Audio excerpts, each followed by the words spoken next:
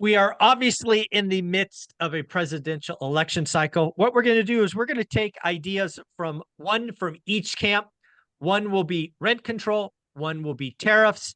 We will talk about what might be the impact should either rent control be adopted and or tariffs go into force, because again, one of these will be elected and one of these may have the ability to get these passed. And if you're not ready for it, it could be a rude awakening. Dion, dealer's choice. Which one do you want to talk about first? Rental income or tariffs? Well, so the first thing I would say, whichever one we pick, is hate me all you want. It doesn't matter who gets in office. What matters is that you have a plan for whoever gets in office. Yes, vote, it counts, but have a plan if the other side wins. And since I recently watched the talk that had the rent control involved, I would like to start with that one. Cool, let's go. So my memory's not perfect. And if you watch the clip, maybe you could find more nuance and detail than what I took away. But my takeaway was Biden said, I would propose a nationwide rent control where so some states have laws, like Washington has a revised code of Washington that says rent control is illegal in the state of Washington. So we can't have rent control. But Seattle and then Tacoma, because insanity spreads, made laws saying if you do a rent increase of a certain amount and the tenant doesn't like it, you have to pay the tenant 2 or 3 or 6 months worth of rent to help them move out of your property. So it is a form of rent control that's not rent control. So my takeaway from Biden's speech was, if a corporation or a landlord does rent increase above 5%, you will lose tax benefits. So it is not rent control. They're not capping the amount that you can do, but here's the outcome if you do a rent increase. So the thing that people don't understand, that I've made several videos on because it's actually happened, is rent control does 2 things. And I've heard you say it and you say it better, so I won't even try that, but the quote about how to destroy a city. So please throw that in here after this. Rent control first makes people homeless. And second, makes landlords richer. The first part is, if a landlord has a property where the rent is too low and rent control is in place, and taxes go up, insurance goes up, cost of handyman and materials goes up, and you're going to lose the property, you have a few options before you lose the property. Tenant, you have 90 days to get out, I'm going to move in. Tenant, you have 90 days to get out, I'm going to rehab the property. Tenant, you have 90 days to get out, I'm going to sell the property. So now you have a homeless person where rents are being pushed up. So those are just a few of the legal options that the landlord has. The second is, I'm doing videos at my brother's. He was on my live stream last night, and he has tenants in place from almost 2006 that he's never raised the rent on because they cover the expenses. And if everything changes and expenses go up, he's going to do his first binder strategy, right? Because expenses have gone up a little, so he's going to do a binder strategy and do that. If rent control was in place and he didn't have the ability to do an adjustment in the future to keep up with whatever expenses happen, he would have had to, been forced to raise the rent every single year. He'd have made way more money in the last 2 decades than he did actually with the tenants and them getting rent increases every year. So it makes landlords richer, it makes people homeless, but let's do it because it protects the average person. That's my thoughts on rent control and the laws that simulate rent control. Matt, we'll go to you next before I kind of chime in. What are your thoughts? National rent control. I love it. Do it. It's fantastic. I've modeled my portfolio, and I actually make well into the 6 figures more every single year with no effort. No effort, none. Hey, congratulations, your lease is renewing. I've got some great news. 5% up. 5% up. I looked at my portfolio. We've got probably about 20 to 25% of our portfolio is well under market. That we're working through that, but we're working through that individually with specific tenants. We actually passed out 8 flyers or gave 8 notices on rents increasing August 1. We have gotten a response from 0 of the 8 because we believe we were fair in what we applied. We did not binder them on purpose because we said, hey, stay or go. Either way, it's fine. So we purposely didn't binder them. But I'm all for it selfishly, and I'm completely diametrically opposed to it unselfishly, because I know that even just look at the last few years, And we went, Mike, we went because we had a number of units. You and I went basically flat on rents for more than half a decade. Correct. For more than half a decade. And so if you figure $1,000 plus 5%, 1,050, 1,050 plus 5%, 1110 or 1115. You do that math and just it's the penny problem. And Yep. you quickly over that 6-year period go from 1,000 to 1,500 at the end of that same time. So keep on wishing for it, all you people who have no idea how to do math. Sit down, have your child use regular math, not Common Core math, but regular math. Have them explain it to you and have them show you that what you're actually talking about is a massive increase because it's 5% compounded, and you will wish. Honestly, I hope they do it because it likely makes for a fiscally conservative government at that point. Because everybody will get in to get that bill shut down and shot down. Yeah. So as somebody who has an econ degree, I could tell you one of the things that we study a lot was rent control because there's actually historical evidence of what happens. So we'll go to that first. Historical evidence says, and frankly, I warned my audience, the Daily Financial News, I warned them 18 months ago that one of the things they could do in an inflationary environment is adopt price controls.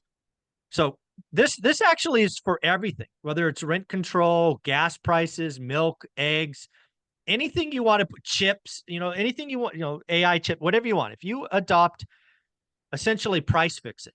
Oh, we've got a turkey sighting. Oh, there's another turkey. Oh, we got him. The turkey is standing next to the barbecuer. I think he sees the future. He's predicting the future. Oh my goodness. Oh my goodness. But okay, back to price fixing. What happens? You adopt price fixing. The consumer immediately feels good. Immediately. They get what they want. You have a momentary spike in what the consumer feels. But now go to the person supplying said good, milk, eggs, gas, whatever. They first stop capital investments. So you stop future units. You suddenly reduce maintenance because undoubtedly the producer's costs are going up that they no longer can pass through. C, you stop competition because it's simply less and less profitable to get in the business. And ultimately what happens to that consumer who quote unquote felt good for a minute is they are left with substandard whatever. They are left with less of that substandard stuff. And they are paying through the nose for substandard stuff. So it's not hard to see. So this goes for anything. It's one of the stupidest things you could do. And to go further, the following quote that Dion referenced came from a socialist. A socialist said the following. His name was Assar Lindbeck. He passed in 2020, I believe. He's a Swedish economist and known socialist. Rent control appears to be the most efficient technique presently known to man to destroy a city outside of bombing it. Need I say more? Okay, now to flip the script. I'm kind of in Matt's camp. Bring it on. Yeah. Right?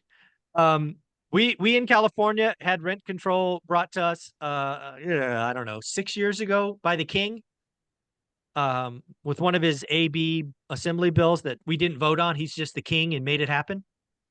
And in California, the limit's 5% plus inflation.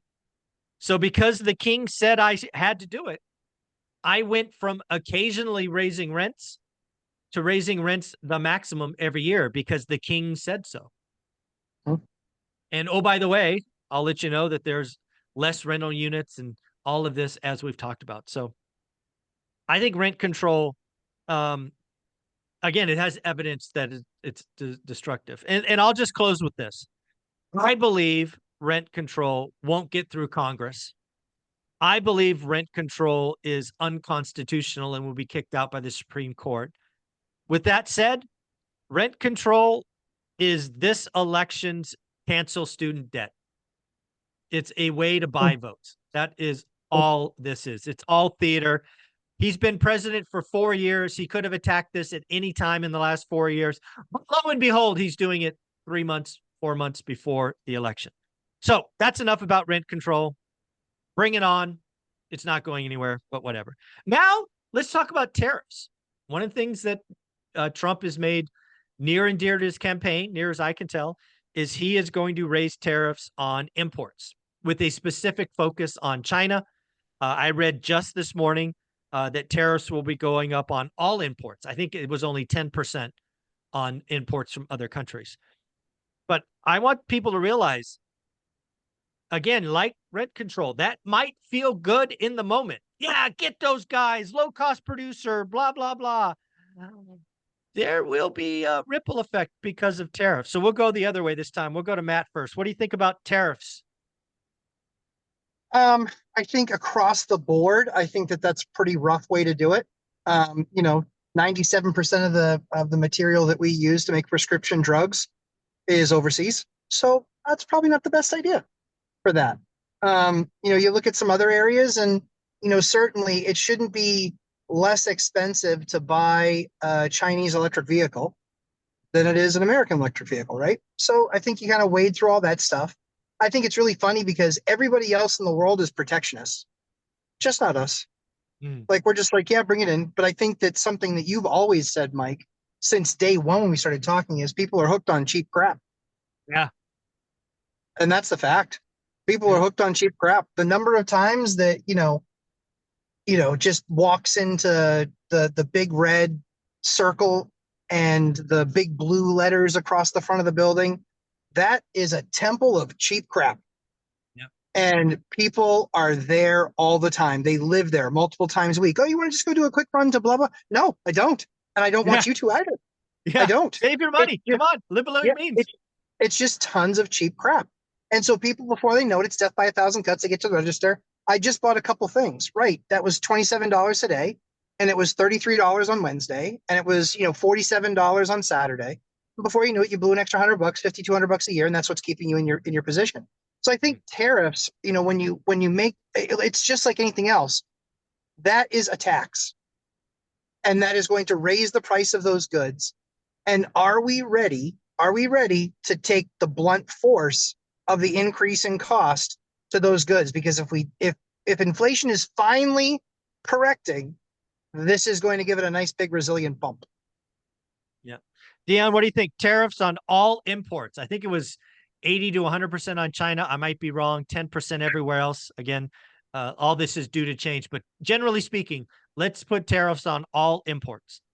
So that's going to have the impact of the law of unintended consequences. Sure.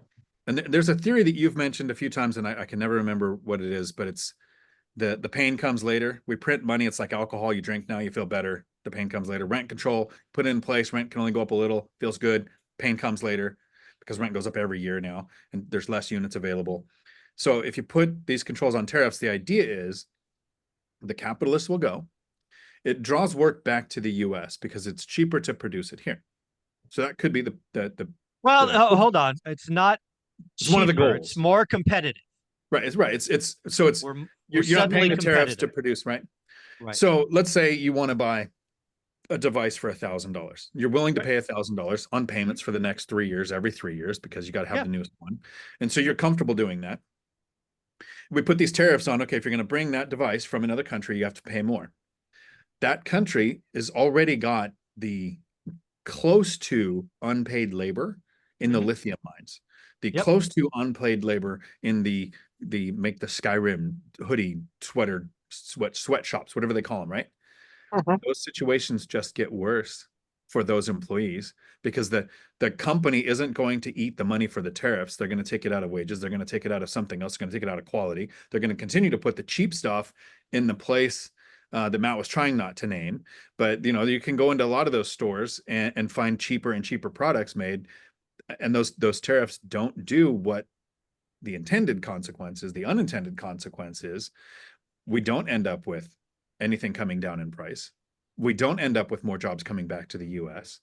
It's one of those, it's kind of like, here's an example of something that sounds great, but will end up biting people in the rear. Mhm. Trump wants to take away taxes on tips. Yeah. Sounds great. So if you use income to qualify people as renters and they don't claim their tips because they don't want to pay taxes on it, you lose a lot of qualified tenants. But now if we take away taxes on tips and people want to buy houses, people want to qualify for a bigger car loan, they can claim their tips on taxes, but not pay taxes on them. And then in 5 to 10 years, here's the law of unintended consequences. The IRS now has data on what real tips look like. And now we can tax those tips at this rate, whether you get them, report them, or not. Here's the rate you're taxed at for tipping. So the unintended consequences, 5 to 10 years down the road, this thing that feels good now, that alcohol is great now, but tomorrow we're going to have a hangover. Yeah. I think there's a couple of things when I look at tariffs. Again, as an economist, this is stuff we studied. This is part of my degree. So the first thing I will say about tariffs is you need to realize this won't happen in a vacuum. If we do this, they will do that.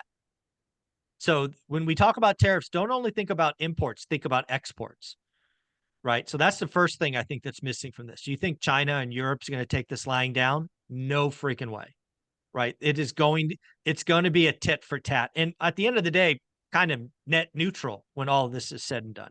So that's the first thing that's not being said is we go tariff heavy, they go tariff heavy. So that's fact.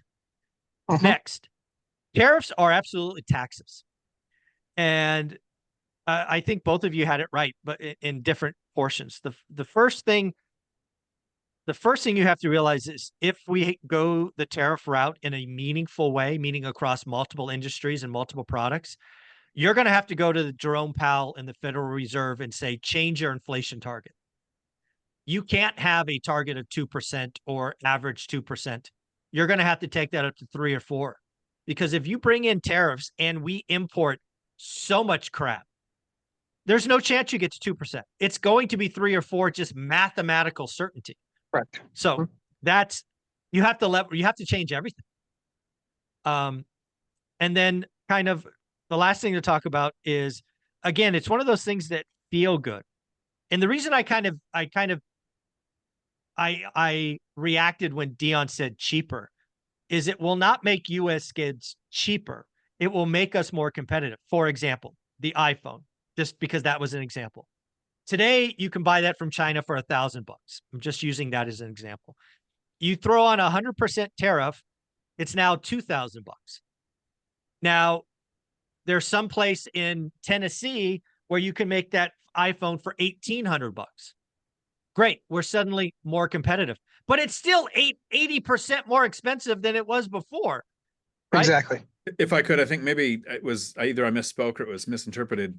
It's not cheaper to buy the product. It's cheaper for the company to make the product, so they're less likely to make it in another country. The idea is to incentivize them to move the work back to the US, making the employment happen in the US. That's the alcohol tasting good now, right? Got it. Yeah. So I think and then back to the real subtle points in where I think tariffs will work is we need to declare at the highest level what industries are a national security risk. Yep. And I think Matt brought up the perfect one, prescription drugs. What are they called? Personal protection gear, PPG, whatever they are, right? PPG. Whether it's yes, correct. PPG. Yep. Yeah, whatever that is. There needs to be some industries that are national security. You need to tariff the hell out of those to incent the Tennessee factory, to Dion's point, to make this stuff cheaper. There's just some things that we should not rely on our enemies for. Exactly. And it's not t-shirts. Who cares? $8 t-shirt, $12 t-shirt. Who cares? Prescription drugs probably should care, right? A little bit. A little bit. AI chips probably should care, right? Yeah. So again, I think tariffs implemented with a scalpel are an extremely effective tool to incent reshoring. I think tariffs adopted as a sledgehammer or a bazooka, not the right way to do surgery. That's not very effective. The patient will die. Right. So that's kind of where I come down on all this. Thoughts, guys? I think that's right. I mean, I think, like I said, I mean, I think there's things that you have to exclude. There's other things that you do. Mike, one of the things, just sales background, right? Carrot or stick. Yeah. Some reps really respond to the carrot and other reps only respond to the stick. My True preference is story. not to whack you with the stick all the time. My preference is to lead and be that clubhouse guy, right? That's fun. That's fun. It's fantastic. And everybody gets just nothing but a bucket of carrots and it's fun all the time. And everyone hits their numbers. But sadly, there are people that are conditioned that the only way that they learn and produce is with the stick. So the stick it is. So I think any strategy that is all one way is a bad strategy. It's, why do parents, the same parents, raise, one kid who's an axe murderer and the other kid's, a valedictorian? Yeah. You look at, Whitey Bulger, who's a famous, a famous, mafia guy out where we are.